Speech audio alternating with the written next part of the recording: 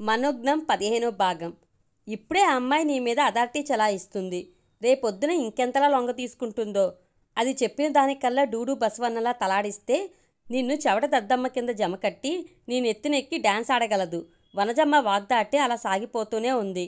ఏమీ చేయలేని అసహాయతతో అక్కవైపు దీనంగా చూశాడు వినోద్. కరవమంటే కప్పకి కోపం, వదలమంటే పాముకి కోపం. అడకెత్తల్లో పోక చెక్కల ఇరుక్కుపోయిన తమ్ముణ్ణి జాలిగా చూసింది నారిజ. అమ్మా, నువ్వు కాస్త ఊరుకుంటావా? మనోజ్ఞ అందరు అమ్మాయిల్లా కాదు. ఆమె ఒక వ్యక్తిత్వం ఉన్న ఈ కాలం అమ్మాయి. పెద్దవాళ్ళకి ఇష్టం లేకుండా ఏ పని చెయ్యొద్దని ఆ అమ్మాయి తమ్ముడికి ఆనాడే చెప్పింది. అయినా ఇందులో నీకొచ్చిన చిన్నతనం ఏమిటో నాకు అర్థం కాలేదు.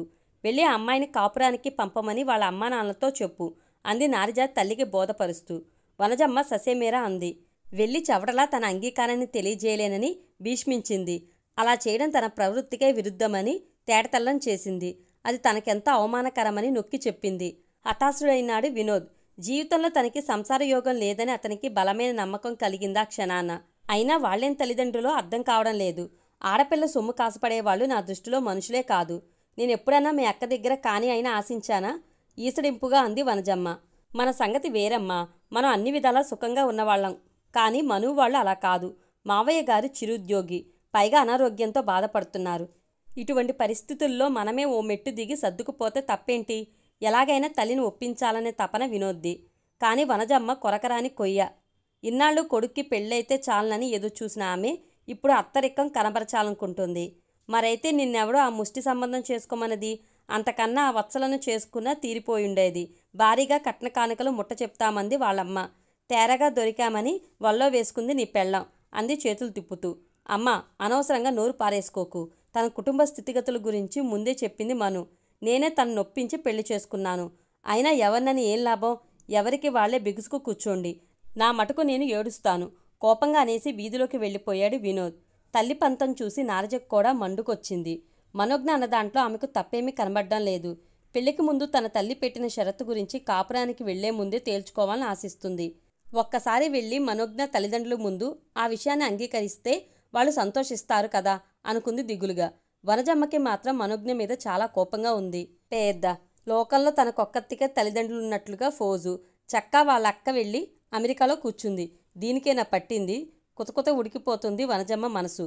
వినోద్ హృదయం నిండా అశాంతి నెలకొంది. పిచ్చెక్కినట్లుగా అనిపిస్తుంది. జుట్టు పిక్కోవాలనుకున్నంత ఆవేశం కలుగుతుంది. భగవాన్, ఏమిటి సమస్యకు పరిష్కారం? నా బ్రతుకులో వెన్నెల విరిసే యోగమే లేదా? మొగగా ఆక్రోశించింది అతని మనసు. తనను సాగనంపడానికి చేసిన మిఠాయిలన్నింటినీ తమ ఫ్లాట్స్లోని పిల్లలందరికీ పంచిపెట్టింది మనోజ్ఞ. ఏంటక్క ఇన్ని రకాల స్వీట్స్? ఇవాళ నీ పుట్టినరోజు కాదుగా? చింటూగాడు ధర్మ సందేహం వెలిబుచ్చాడు. ఏం లేదురా, మీ అందరికీ స్వీట్స్ కొనిచ్చి చాలా రోజులైందిగా, అందుకే పంచుతున్నాను అంది మనోజ్ఞ వాడి సందేహాన్ని నివృత్తి చేస్తూ.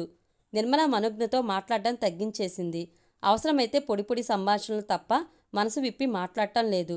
తల్లి అలా ముక్తసరిగా మాట్లాడడం మనోజ్ఞను నొప్పించినా అదంతా తన మీద నిరసన తెలిపే విధానమని గ్రహించి నోరు విప్పకుండా తన పని తాను చేసుకుపోతుంది. రాఘవేంద్ర కూతురికి ఎంతో నచ్చజెప్పి చూశాడు. కానీ మనోజ్ఞ వినిపించుకోలేదు. తల్లిదండ్రులను అలాంటి స్థితిలో వదిలేసి తన దారి తాను చూసుకునేంత స్వార్థం తనలో లేదంది. ఐశ్వర్య వాళ్ళను పట్టించుకోకుండా వెళ్ళిపోవడం ఆమె ఇష్టమంది. తన మనసు చెప్పిన విధంగా నడుచుకుంటానే తప్ప ఎవరి బోధలకు లొంగే పనిలేదని స్పష్టం చేసింది. ఈ సమస్యకు పరిష్కారం కాలమే చెప్తుందని మౌనం వహించాడు రాఘవేంద్ర. తమ క్షేమం కోసం అనుక్షణం పరితపిస్తున్న కూతురి జీవితం చక్కదిద్దమని సర్వేశ్వరుణ్ణి వేడుకున్నాడు దిగులు నిండిన మనసుతో. అమెరికా నుంచి ఫోన్ చేసిన ఐశ్వర్య మనోజ్ఞను తిట్టిపోసింది. తల్లిదండ్రుల కోసం ఆలోచించి బ్రతుకు పాడు చేసుకోవడం అవివేకమంది. ఎవరి స్వార్థం వారు చూసుకోవాలని హితవు పలికింది. చూడక్క, నీకు నచ్చింది నువ్వు చేశావు. దాన్ని నేను తప్పుపట్టడం లేదు. కానీ జన్మనిచ్చిన తల్లిదండ్రులను చూడవలసిన బాధ్యత బిడ్డలకుంది. దాన్ని నేను నిర్వర్తించాలనుకుంటున్నాను. ఇదంతా నేనెవరి మెప్పు కోసమో చేయడం లేదు. నా ఆత్మ సంతృప్తి కోసం చేస్తున్నాను అంది పదునైన స్వరంతో. నీ కర్మ, నీ మంచి కోసం చెప్పాను, వింటే బాగుపడతావు అంది ఐశ్వర్య ఆమె మీద విసుక్కుంటూ. నా మీద నీకున్న అభిమానానికి చాలా థ్యాంక్స్ అక్క. ఆ అభిమానాన్ని కన్నవారి మీద కూడా చూపించడం మన కర్తవ్యం కాదంటావా అంది మనోజ్ఞ. నేను తల్లిదండ్రులను పట్టించుకొని స్వార్థపర్రాలని ఎత్తిపొడుస్తున్నావా? ఐశ్వర్య అంది కినుగ్గా. నిన్ను ఎత్తి పొడిచేంతటి దాన్ని కాదక్క, మామూలుగా అన్నానంతే అంది మనోజ్ఞ మృదువైన స్వరంతో. మళ్ళీ చెప్తున్నాను మను, వినోద్ చెప్పినట్లు చేయి. నువ్వు సహాయం చేస్తున్నట్లు ఆవిడికి తెలియవలసిన పనిలేదని మీ ఆయన హామీ ఇస్తున్నాడుగా అంది ఐశ్వర్య. వద్దక్క, అలా చేసి నన్ను నేను కించపరుచుకోలేను. అవును గాని సంజయ్ ఏం చేస్తున్నాడక్క అంటూ టాపిక్ మార్చింది మనోజ్ఞ. ఇప్పటిదాకా నా ప్రాణం తీసి ఇప్పుడే పడుకున్నాడు. అత్త తాత అంటున్నాడు. చిన్న చిన్న అడుగులు వేస్తున్నాడు. ఇల్లంతా పరిగెట్టిస్తున్నాడు. కొడుకు ముచ్చట్లను చెప్పింది ఐశ్వర్య మురిపెంగా. వాణ్ణి చూడాలనిపిస్తుందక్క. పెదవ కళ్ళల్లోనే కదులుతున్నాడు గాద్గదికంగా అంది మనోజ్ఞ. ఇంకెంతే మను. అప్పుడే 6 నెలలు గడిచిపోయాయి ఇక్కడికి వచ్చి. మరొక ఏడాదిన్నర. ఎంతలో గడవాలి చెప్పు. అవును, నీ ఆన్లైన్ అకౌంట్ నెంబర్ చెప్పు. కొంత డబ్బు పంపుతాను. నాన్న వైద్యానికి వాడొచ్చు అంది ఐశ్వర్య. ఇప్పుడు ఎందుకక్క, అవసరమైతే నేనే అడుగుతాను అంది మనోజ్ఞ. అక్కడికి నువ్వు ఒక్కతివే త్యాగమూర్తిలాగా ఫోజ్ ఒకటి. ఓహో, అప్పుడు శ్రీమంతానికి మంచి చీర కొనలేదేమని అమ్మ మీద అలిగిన నేను ఇప్పుడు ఇలా డబ్బులు పంపిస్తానంటున్నానని ఆశ్చర్యంగా ఉందా? చూడు మను, మన్నే కన్నవారి దగ్గర అలిగో మారం చేసో కావాల్సినవి కొనిపెట్టమని అడిగే హక్కు మనకుందని నా ఉద్దేశం. అందుకే ఆ రోజు అలా అడిగాను. అంతేగాని వాని హింసించాలన్న ఉద్దేశంతో మాత్రం కాదు. నోరు మూసుకుని నెంబర్ చెప్పు అంది ఐశ్వర్య నవ్వుతూ. నోరు మూసుకుంటే ఎలా చెప్పగలనక్క అమాయకంగా అంది మనోజ్ఞ. నువ్వు కుళ్ళు జోకులు కూడా వేయగలవని ఇప్పుడే తెలిసిందే పగలబడి నవ్వింది ఐశ్వర్య. మనోజ్ఞ కూడా శృతి కలిపింది ఆమె నవ్వుతో. చాలా రోజుల తర్వాత అలా నవ్వితే మనసు తేలిక పడింది. తనలోని దిగులన్నింటినీ పారద్రోలి ప్రశాంతంగా గడిపింది ఆ పూట. పైకి కూతురి మీద కోపాన్ని నటిస్తూ లోలోపల కుమిలిపోతుంది నిర్మల. రాఘవేంద్రకు కూడా అంతే బాధగా ఉంది. తన అనారోగ్యం కూతురి బంగారు భవిష్యత్తుకి ఆటంకంగా మారినందుకు అతడికి అంతులేని వేదన కలుగుతుంది. ఆ భగవంతుడిని సాధ్యమైనంత త్వరలో తనకు ఆరోగ్యాన్ని ప్రసాదించమని వేడుకుంటున్నాడు. మనోజ్ఞ ఇప్పట్లో కాపురానికి వచ్చేది లేదని చెప్పేశాక కూడా తరచుగా వచ్చి మామగారి క్షేమ సమాచారాలు విచారించి వెళ్తున్నాడు వినోద్. అంత మంచి భర్తను బాధిస్తున్నందుకు మనోజ్ఞ కూడా క్షోభను అనుభవిస్తుంది. వినోద్ లాంటి ఉత్తముడు జీవన సహచరుడిగా దొరికినందుకు తాను ఎంతో అదృష్టవంతురాలు. కానీ అతడితో కలిసి సహజీవనం చేసే భాగ్యానికి తాను నోచుకోలేదేమో. అప్పుడప్పుడు ఈ భావన మదిలో ములికే కెలుకుతుంది. అటు రామారావు గారు కూడా భార్యకెంతో నచ్చజెప్పి చూశారు. కొడుకు హాయిగా కాపురం చేసుకోవడానికి తాము ఓ మెట్టు దిగినా తప్పులేదని ఎంతగానో బుజ్జగించారు. ఆవిడ వచ్చి తన అంగీకారాన్ని తెలియజేయాలని మనోజ్ఞ కోరడం వెనుకున్నది ఆమె అహంకారమో అభిజాత్యమో కాదన్నారు. కేవలం మనోజ్ఞకు పెద్దల పట్ల ఉన్న గౌరవభావమే ఆమెను అలా కోరడానికి ప్రేరేపించిందని భార్యకు అర్థమయ్యేటట్లుగా వివరించారు. అయితే వనజమ్మకు అవేమీ తలకెక్కలేదు. మనోజ్ఞ అలా చేయడానికి వెనకాల ఉన్నది కేవలం ఆమెలోని పొగరు, పెద్దవాళ్ళని నిర్లక్ష్యం చేసే మనస్తత్వం మాత్రమే అని నిర్ధారణకొచ్చేసింది. కొడుకు బాధ చూసి మనసు అప్పుడప్పుడు మెత్తబడుతున్నా అంతలోనే బిగుసుకుపోతుందావిడ.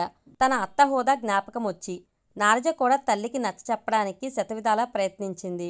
కానీ ఆవిడ పట్టుదల ముందు ఓడిపోయింది. తనకు తీరిక దొరికినప్పుడు మనోజ్ఞకు ఫోన్ చేసి ధైర్యాన్ని అందిస్తూనే ఉంది. డబ్బేమన్నా కావాల్సి వస్తే మొహమాట పడకుమను, నిస్సంకోచంగా నన్నడుగు అందోసారి కలిసినప్పుడు. మీ అమ్మగారు ఆడపిల్ల సొమ్ము తినడమే అవమానంగా భావించారు. అలాంటప్పుడు నేను ఆడపడుచు సొమ్మును ఎలా ఆశించగలను? ఇంటి ఆడపడుచు ముందు చేయి చాచడం నాకు మాత్రం అవమానం కాదా? నా తల్లిదండ్రులకి సేవ చేయడం నా కర్తవ్యం. ఆ భాగ్యం నాకు మాత్రమే దక్కాలి అంది నిబ్బరంగా.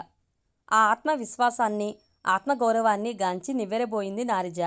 ఆమెలో ఆ కోణాన్ని దర్శించలేని వాళ్ళు దాన్ని అహంకారంగా తలచి పొరబడతారు.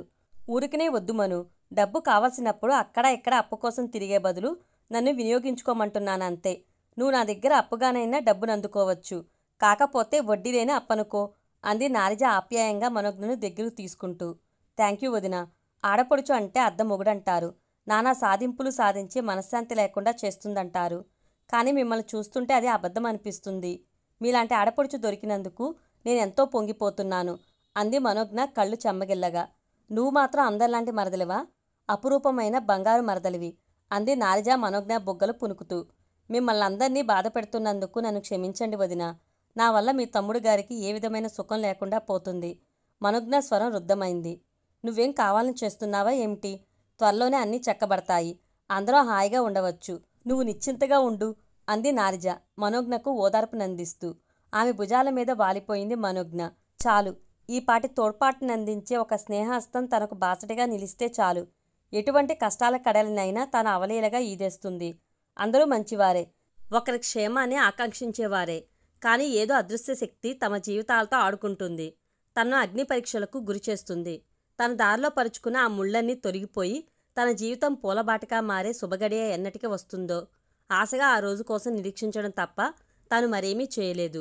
భారంగా నిట్టూచింది మనోజ్ఞ నారిజ మాటలను తలుచుకుని. నువ్వు తప్పు చేస్తున్నావేమో మను, నీ వాళ్ళ బాగోగులు చూడాలనుకోవడం తప్పు కాదు. కానీ అందుకోసం వినోద్ మనసుని నొప్పించడం మాత్రం సమంజసం కాదని నా అభిప్రాయం అంది వత్సల. ఆ రోజు స్కూల్ నుంచి వస్తున్నప్పుడు వత్సల వాళ్ళ ఇంటికి వెళ్ళింది మనోజ్ఞ. ఆమెను కలిసి చాలా రోజులు కావడంతో వత్సల వాళ్ళమ్మ ఆమెను ఆదరంగా పలకరించి కాఫీ ఇచ్చింది. ఏమిటోనమ్మా, మనం బంధువులవుతున్నామని ఆనందించినంతసేపు లేదు. అంతా కలలా కరిగిపోయింది. అసలు మొదట వత్సలనే అడుగుదామనుకున్నాం వినోద్కి. కానీ అతడు నిన్నిష్టపడుతున్నాడని తెలిసాక ఎవరైనా మా అమ్మాయి లాంటి వారేనని సంతోషించాం. కానీ అనుకోని విధంగా మీ నాన్నగారి ఆరోగ్యం పాడవడం, బాధ్యతలన్నీ నీ నెత్తిన పట్టంతో అంతా తలకిందులయ్యింది. ఏం చేస్తాం, అంతా దైవఘటన అని సర్దుకుపోవడం తప్ప అంది ఆవిడ వేదాంత ధోరణిలో. ఆవిడ పనుందని వెళ్ళిపోయాక కబుర్లో పడ్డారు స్నేహితురాళ్ళు. అప్పుడే అంది వత్సల మనోజ్ఞ పట్ల జాలిని ప్రదర్శిస్తూ. నీ పరిస్థితి చూస్తే జాలి పట్టం మినహా మరేమీ చేయలేకున్నావు. నువ్వు కూడా కాస్త ఆలోచించి వినోద్ చెప్పినట్టు చెయ్యి. అందరి మనసులు కుదుట పడతాయి అంది స్నేహితురాలికి సూచనను అందిస్తూ. చెయ్యొచ్చు వత్సల, కానీ అందులో మా అత్తగారిని మోసపుచ్చవలసిన అవసరం ఉంది. నాకు అది ఇష్టం లేదు. పెద్దామిని మభ్యపెట్టడం, మాయ చేయడం అంత మంచిది కాదని నా ఉద్దేశం. అసలు వినోద్ నిన్ను చేసుకుని ఉంటే ఇన్ని సమస్యలు ఉత్పన్నమయ్యేవి కావేమో అంది మనోజ్ఞ నిర్వికారంగా ఎటో చూస్తూ. అలా అంటున్నావేంటి మను? మా అమ్మ మాటలు నిన్ను హట్ చేశాయి కాబోలు. మా వాళ్లకి నన్నతడికి ఇచ్చి చేసే ఉద్దేశం ఏదైనా ఉందేమో గాని నా మనసు అటువంటి భావం లేదు. వినోద్ కూడా త్రికరణ శుద్ధిగా నిన్నే కోరుకున్నాడు. దయచేసి నీ మనసులోంచి ఆ బాధను తుడిచేయి మందలించింది వత్సల. నన్ను చేసుకోవడం వల్ల అతడికన్నీ కష్టాలే. తల్లి కోరికను పాటించడం కొడుగ్గా అతడి ధర్మం. అందుకే ఆవిడ్ని మోసపుచ్చి వినోద్ జీవితంలో ప్రవేశించడం నాకిష్టం లేదు అంది మనోజ్ఞ. నీ ఉద్దేశం మంచిదే కానీ ఆవిడ నీ ఆంతర్యాన్ని అర్థం చేసుకోవడం లేదే. ఇది ఇలాగే కొనసాగితే నీ ఫ్యూచర్ దెబ్బతింటుంది. దాని గురించి కూడా కాస్త ఆలోచించు నిజమైన మిత్రురాలిగా స్పందించింది వత్సల. మీరందరూ నా మేలుకోరి ఇస్తున్న సలహాలు సూచనలు అన్నీ మంచివే. కానీ వాటిని పాటించే శక్తి ఇప్పట్లో నాకు లేదు. అందరినీ క్షమించమని వేడుకోవడం తప్ప మరేమీ చేయలేని అసహాయురాల్ని. నా బ్రతుకింతే, నన్ను వదిలేయండి. దుఃఖంతో మనోజ్ఞ గొంతు పూడుకుపోయింది. వత్సల కలవరపడింది. ప్రేయసఖిని నొప్పించినందుకు బాధపడింది. వెంటనే మనోజ్ఞను గుండెల్లో పొదువుకుని ఐఎమ్ సారీ మను, నేను నీ మనసును గాయపరిచినట్లున్నాను అంది క్షమించమన్నట్లుగా. మధ్యలో నువ్వేం చేశావు? నా హితవు కోరి 4 మంచి మాటలు చెప్పావు అంతేగా అంది మనోజ్ఞ వెక్కుతూనే. ఆత్మీయ నేస్తం ఆదరణ ఆమె మదిగది తలుపులు తెరుచుకునేటట్లు చేసి ఆమెలోని ఆంతరంగిక వ్యధను కన్నీటి రూపంలో బయటపెట్టింది. నువ్వేదో నీ బాధలను మర్చిపోవడానికి నా దగ్గరకొస్తే పనిగట్టుకుని మరీ వాటిని గుర్తు చేశాను. Once again I'm very sorry మరొక మారు క్షమాపణ చెప్పింది వత్సల. అదేం లేదులే, ఎవరు ఏం చెప్పినా నా మంచి కోసమేగా అంది మనోజ్ఞ తేలిగ్గా నవ్వేస్తూ. వాన వెలిసిన తర్వాత ఆకాశంలో వెలిసిన ఇంద్రధనుసులా పలుచన ఆమె పగడపు పెదవుల మీద వెల్లివిరిసిన ఆ చిరుదరహాసం చూసి ముగ్ధురాలైపోయింది వత్సల. నిష్కల్మషమైన ఆ నవ్వు అందరి పాపాలను కడిగేస్తున్నట్లుగా స్వచ్ఛంగా అపూర్వంగా ఉంది. మరి కాసేపు స్నేహితురాలతో గడిపి ఇంటికి బయలుదేరింది మనోజ్ఞ. తల్లి మను, స్కూల్కి బయలుదేరుతున్న మనోజ్ఞను పిలిచాడు రాఘవేంద్ర. ఏమిటి నాన్న, మందులేమైనా తేవాలా ప్రశ్నించింది మనోజ్ఞ హ్యాండ్ బ్యాగ్లో చిల్లరెంత ఉందో చూసుకుంటూ. అక్కర్లేదమ్మా, నీతో కాస్త మాట్లాడాలి, కూర్చో అంటూ తన పక్కన చోటు చూపించాడు రాఘవేంద్ర. మనోజ్ఞ తండ్రి మంచం మీద కూర్చుంటూ చెప్పండి నాన్న అంది నెమ్మదిగా. మరేం లేదమ్మా, నువ్వు ఇలా ఇక్కడే ఉండిపోవడం చూస్తుంటే నాకు చాలా బాధగా ఉందమ్మా. నా మాట విని నువ్వు వినోద్ దగ్గరికి వెళ్ళిపో. రాఘవేంద్ర నయనాల్లో పలచని నీటి పొర అలుముకుంది. మీకు ముందే చెప్పాను నాన్న, మీకు తగ్గితే గాని నేను స్టెప్ వేయలేనని శాంతంగా బదిలిచ్చింది మనోజ్ఞ. అది కాదమ్మా, మునుపటి మీద నేను కాస్త తిరగగలుగుతున్నాను. మీ అమ్మ సాయంతో నా పనులు నేను చేసుకోగలుగుతున్నాను. త్వరలోనే పూర్తిగా లేచి తిరుగుతానన్న నమ్మకం నాకుంది. ఇంతవరకు నువ్వు మాకు చేసిన సహాయం చాలా గొప్పది. కనీసం ఇక ముందైనా నీ గురించి నువ్వు ఆలోచించుకో, నీ స్వార్థం నువ్వు చూసుకో హితబోధ చేశాడు రాఘవేంద్ర. మనోజ్ఞ అతడి వైపు తదేకంగా చూసింది. పచ్చగా బలంగా ఉండే రాఘవేంద్ర కృంగి కృషించి బలహీనంగా మారిపోయాడు. ముఖం వన్నె తగ్గి వాడిపోయింది. అయినా ఆ కళ్ళల్లో ఏదో ధీమా. కూతురు తమకండగా నిలిచి ఆదుకుందన్న ఆనందం ప్రతిఫలిస్తుంది. పిల్లల్ని కన్నాక వాళ్ళ మంచి చెడ్డలు చూడడం తల్లిదండ్రుల బాధ్యత. కన్నబిడ్డల దగ్గర ప్రతిఫలం ఆశించి వాళ్ళని పెంచి పెద్ద చేయడం మహాపాపం. ఆ విషయం మీ అక్క మాకు తెలిసొచ్చేలా చెప్పింది కూడా. మరి నువ్వు మాత్రం ఎందుకమ్మా నీ సుఖ సంతోషాల్ని బలిపెట్టి మూడులా మిగిలిపోతావు?